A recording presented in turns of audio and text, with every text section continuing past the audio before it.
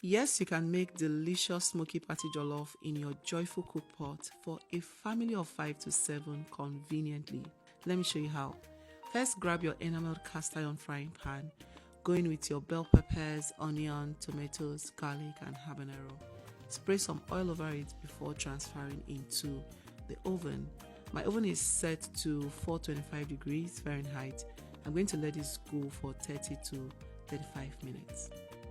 So while the peppers are doing their thing in the oven, I'm going to now start prepping the chicken. And I'm using whole cockerel. Use turkey, whatever protein that you like. All you want is a rich base. You want your stock to be rich and delicious.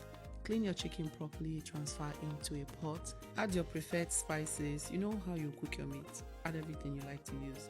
I also blended up some fresh garlic and ginger and added it to it as well. Stir, cover and allow to steam for the first 15 minutes before you come back and add water to cook through. This particular pot I'm using is a 6.9 quart, which is equivalent to 6.5 liters. So when you go on the website, you'll find 5.7, you'll find 6.9. So if you have a larger family, the 6.9 quart will serve you better. Okay? Alright, so our peppers were ready. I took them out, blended till smooth and set aside.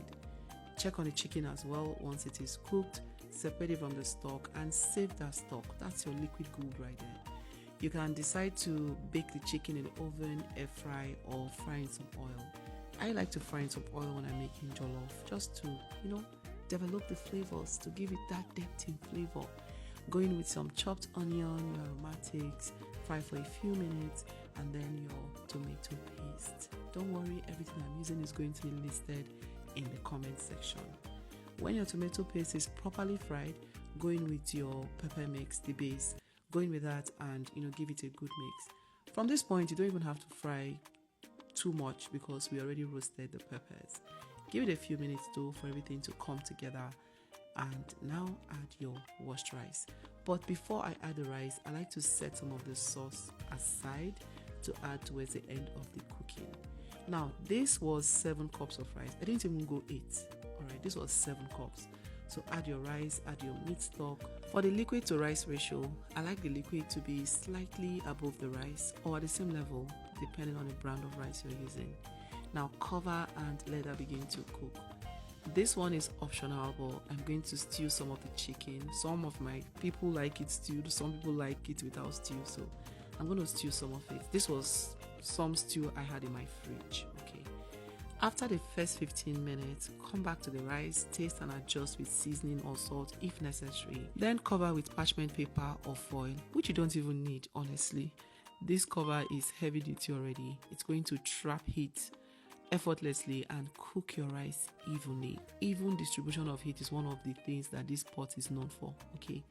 When your rice is almost done, go in with the extra sauce we saved earlier, onion, tomatoes, butter, and then cover for it to burn for another 5 minutes. Increase the heat while you let it burn. Once you're satisfied, turn it off, leave the pot covered so the smokiness can circulate. Transfer the cooked rice into a serving dish and oh yes, your wok can serve that purpose. Did you know that? Anyway, we had lunch and everybody was happy. Don't worry, I'll show you how to wash the pot. Bye!